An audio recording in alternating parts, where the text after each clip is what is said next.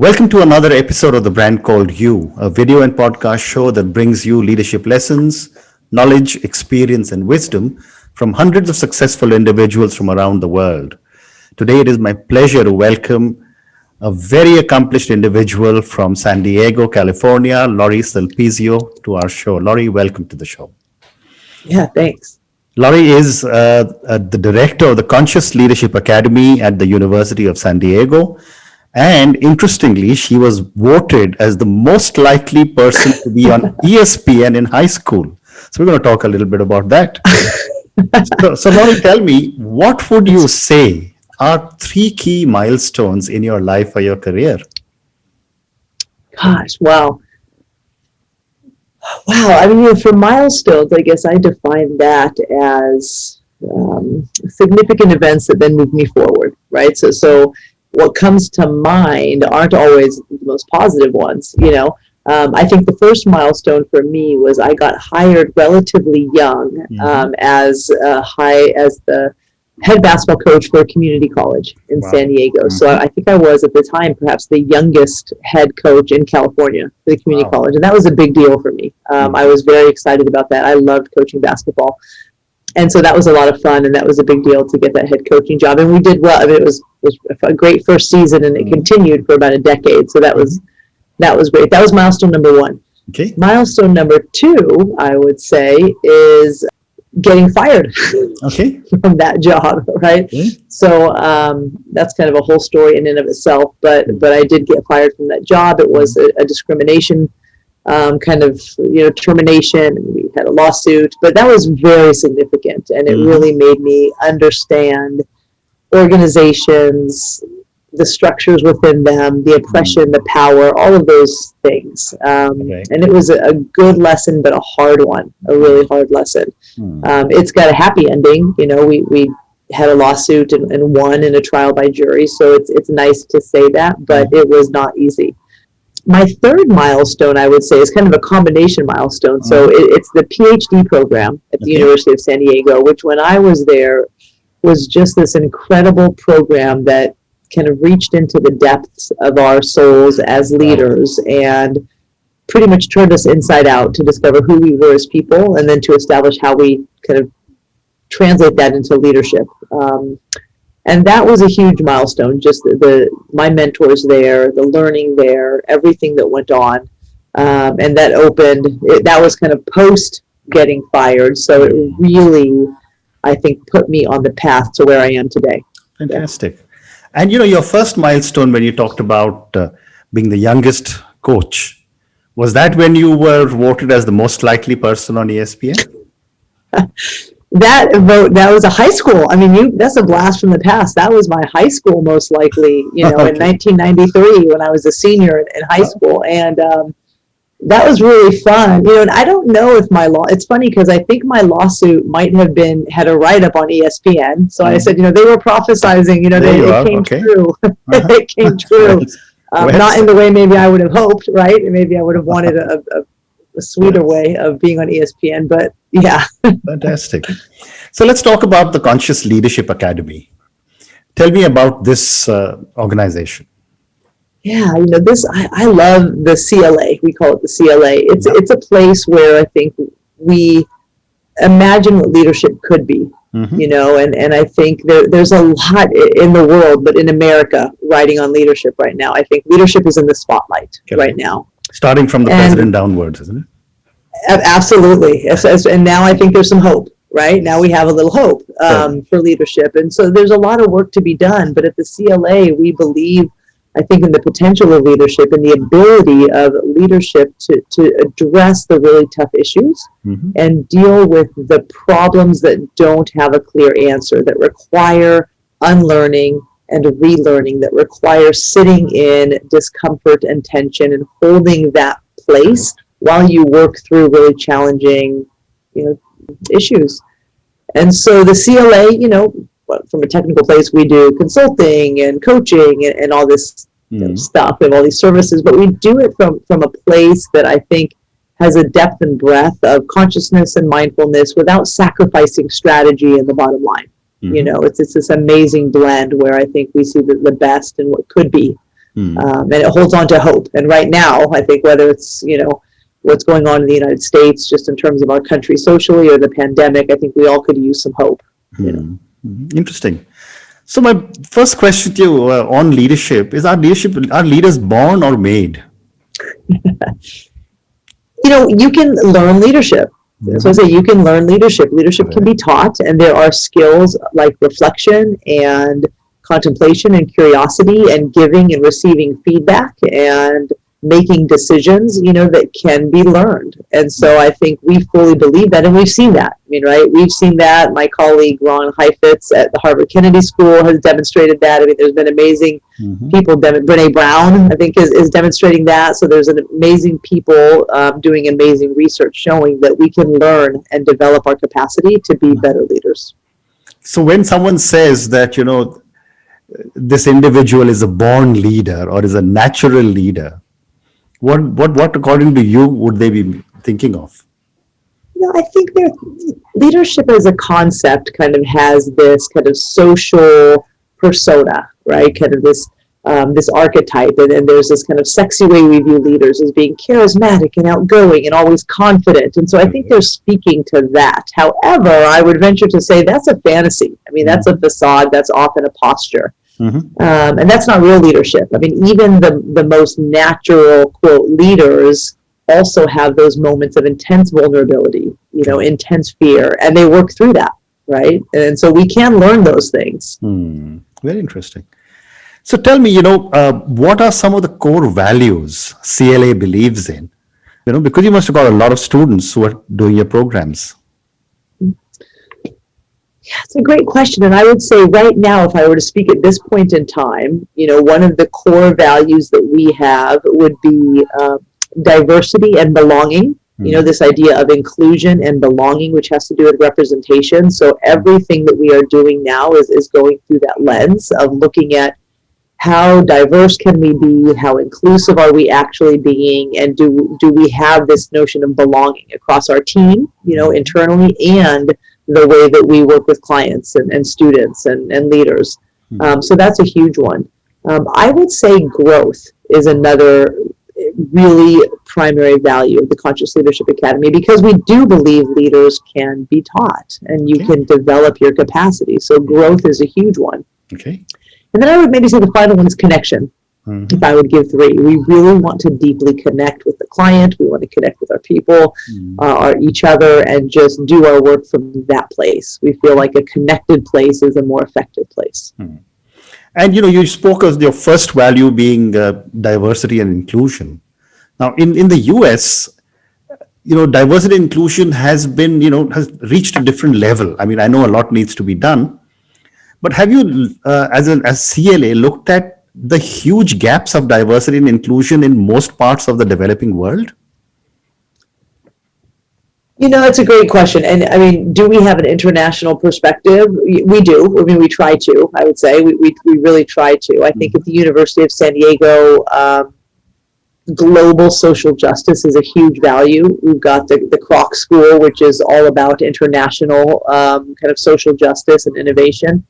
I would say that as of recently, I personally, with the CLA, have been connected, like with Nalima, for example, right, who connected us, the Shakti leadership author who I work with. And so I have worked with other people around the world. Ironically, COVID has allowed that, right? We're all at home on Zoom. And if I'm willing to get up early, I can connect with my Italian colleagues and my French colleagues, and we can do work.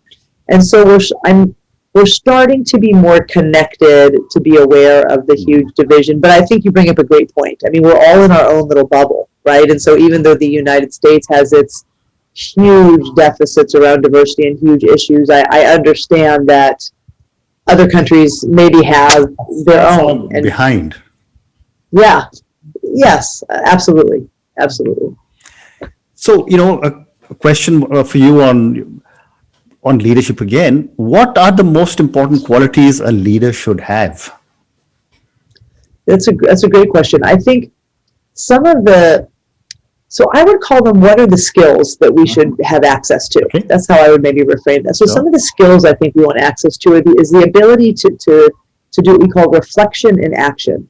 So can we be considerate and thoughtful? Can we reflect while we are in the midst of the action, as opposed to doing a knee-jerk reaction, often quickly, often without a lot of thought, which is often wrong, right? Which is often a kind of a knee-jerk response instead of a thoughtful, kind of a well considered potential solution. So that would be one, reflection and action. Okay. I think another skill is the ability to be self-aware. And when I say that, that seems a little kind of overused, but the ability to know oneself and to recognize, where am I in this problem? Am I being triggered? Am I at my best? How am I reacting to this person or to this problem? And can I deeply connect to myself to then be able to deeply connect to the issue and what is required of me as a leader? So I would say that would be another really great skill set. Okay. And, you've been a sports person, you're director of the CLA.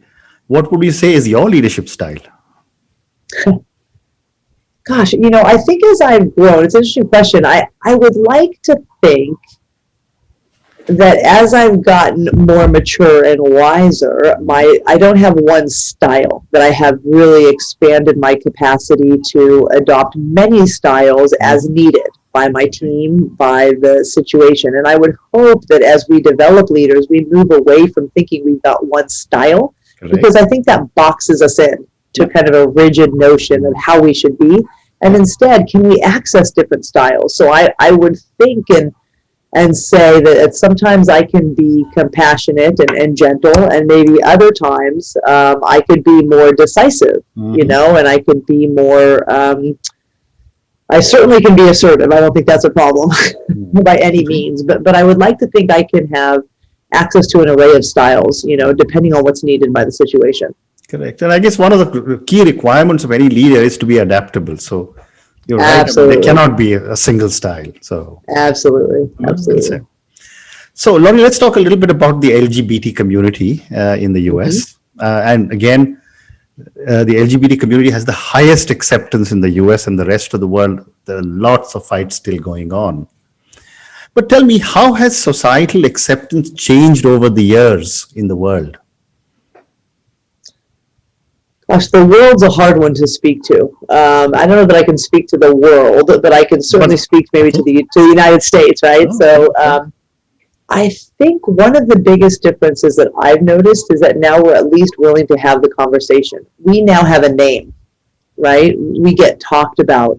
25 years ago, even 20 years ago, we weren't talked about. We were whispered about, right? We were sort of talked about behind closed doors or in the therapy offices, trying to figure out how to change us. And now we get to be part of the conversation.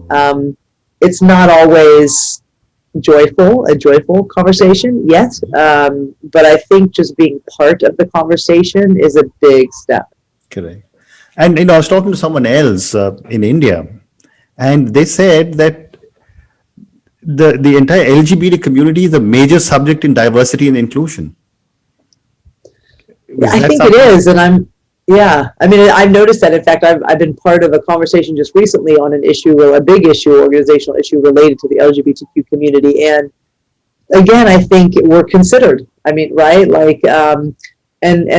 And I will say, not being able to speak for the whole community, but I appreciate it, and I know my friends and my colleagues appreciate it, and so being considered. When we think about diversity, we think about diversity around sexuality and gender identity, and that's really important, and I think the inclusivity is a great first step. Well said. And, again, based on what you know of the US, I'd love to get your perspective on how do we remove biases in society? These are mindsets. Yeah. It's such a great, I think that's what we're facing right now, and I think the first step is to become aware of and acknowledge your bias. I think that's number one. And I don't know that we're going to ever remove them. I don't know that removing them is the answer. And maybe that's been part of the problem is we're trying to get at the wrong thing. We're trying to remove our biases when we may never. But we can be aware of our biases, and we can be aware of when they creep in and start to impact the way that we act and behave and speak. And so if I can catch myself just right before I say that kind of cruel comment or insensitive statement, then that may be a great first step to then eliminating cruel comments and insensitive statements. Correct. And, again, at the CLA, I come back to the CLA, I think leaders will probably have to play a very major role in educating their organizations about the need to include LGBT in the workplace.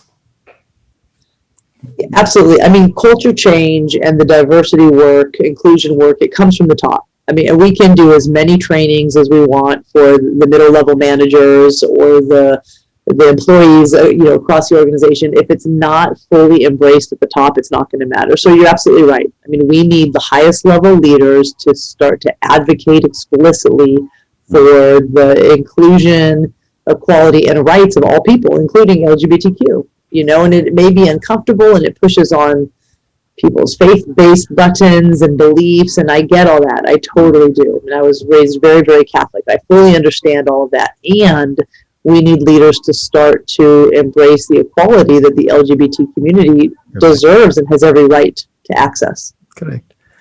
So, Lorri, this is now the age of the millennials and the Gen Zs. I'm 64 years old. When I was growing up, the subject of LGBT wasn't spoken about very much in India. Today, the younger generation is far more accepting of everything. What are your thoughts on the attitude of millennials and the Gen Zs on inclusion and diversity? So I have 4 kids, and my oldest is 18, my youngest is 10, and I have a 15 and a 13. And I have mixed thoughts because I would like to hope that the younger generation is going to be our savior, right? But I wonder, does every older generation think that about the younger generation, right? Is that an unfair burden on them? And my mixed thoughts come from, well, I see in my own kids and most of our friends, probably because of who we choose to hang out with, right, would have these beliefs. They're open, they're loving, they're compassionate, they're curious. I also see that there are some that aren't, and I see some of my kids being the recipients of just unkind, cruel stuff and bullying and hate, and maybe not even directed at them, but they hear it, directed at others. And so I don't totally know. I mean, I'm hopeful, and I think the younger generations are maybe much more inspired to, kind of create movements from the ground up and hopefully be vocal. I think we're going to see a lot of difference with women from the very beginning, just having their own voice. And so when these young women and, hopefully people of color start to take over and move into the workplace and make policy, that we'll see it. But I'm looking forward to seeing what that looks like. I'm not totally sure. So one more question before I move to the next segment. Yeah. Should the subject or topic of diversity, inclusion of all kinds, including LGBT, should this become a part of the curriculum in schools? 100%. 100%. I think if we don't include it, this speaks to kind of the social emotional curriculum, we are doing our students, whatever age, from kindergarten to college, a disservice, because this is the issue that we need to face and learn and develop skill sets around, and not just for the US, but because we are becoming a world that is smaller, and business, organizations, we're doing work globally. And so if we don't understand how to understand each other, if we can't work with how to work with each other, then I think we're all going to be sort of doomed to fail, if I'm so, kind of so exaggerated. But we need to teach this stuff, and I think it's way more important than, the Pythagorean theorem or how to, Correct. translate the preterite and conjugate a noun. I mean, those things are great, but the DEI stuff, social emotional learning, connecting with each other, paramount. Correct. For sure. I mean, these are critical life skills that would help the individual, and I think I So agree true. to be taught. Yeah, So let's absolutely. move to the last segment of our conversation. Okay. There are some questions for you personally. Yeah. Great success, had downsides, and have had a great career so far, and I'm sure there's a lot to look forward to. What does Thank you. success mean to Lorri? Oh, that's a great question, I think. And since COVID, I've really asked myself that, right? Because me, like many others, saw my work shift, and saw many rugs that I thought I had nice and safely tucked underneath me pulled out, right? I think in this moment, there's kind of the big success, kind of umbrella success, and then my immediate success. I would love to write a book. I've got like 2 or 3 kind of partially done. So I would love to be able to finish 1 or 2, right? And do that. That would be a very personal success for me, I think. I think the sort of the umbrella success is when I get to be a part of people who have that aha moment about themselves and their leadership.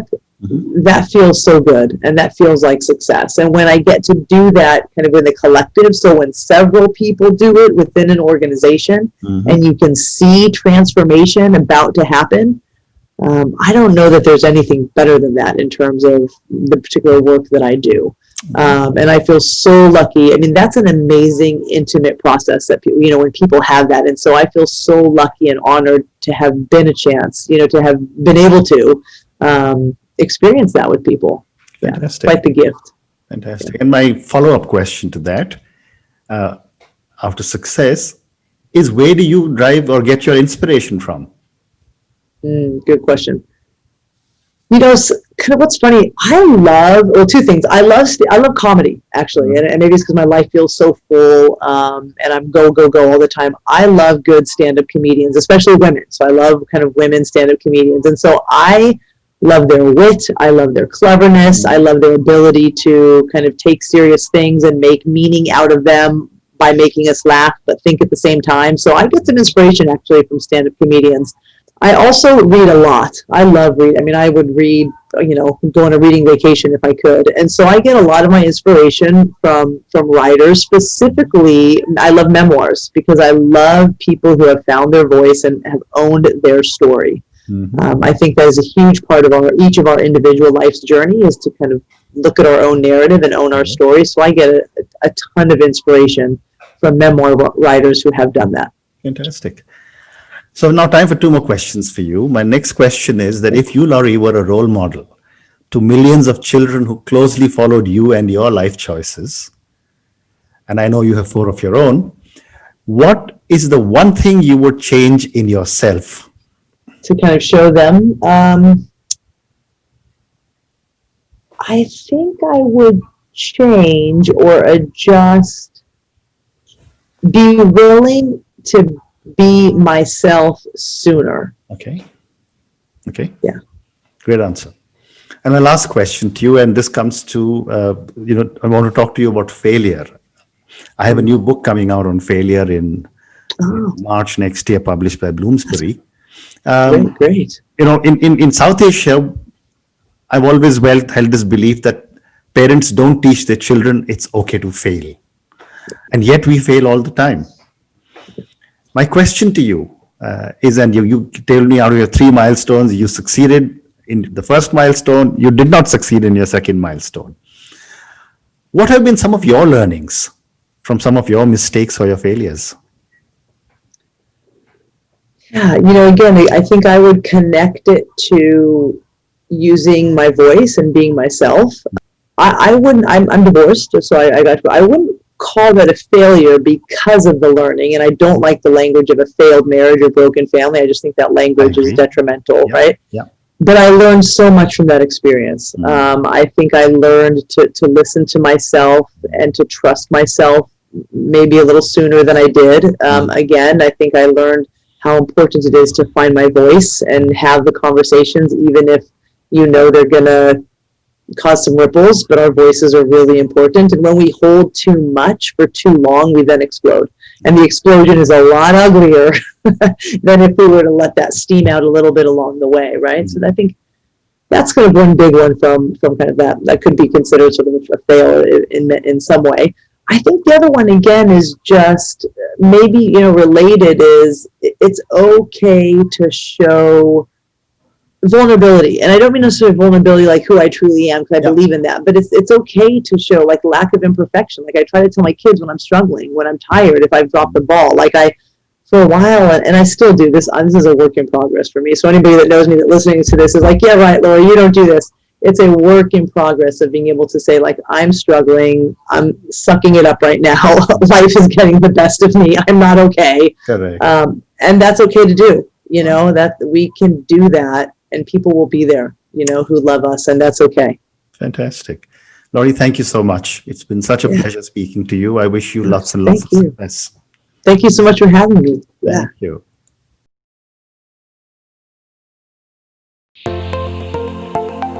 Thank you for listening to the Brand Called You videocast and podcast, a platform that brings you knowledge, experience, and wisdom of hundreds of successful individuals from around the world. Do visit our website www.tbcy.in to watch and listen to the stories of many more individuals. You can also follow us on YouTube, Facebook, Instagram, and Twitter. Just search for the Brand Called You.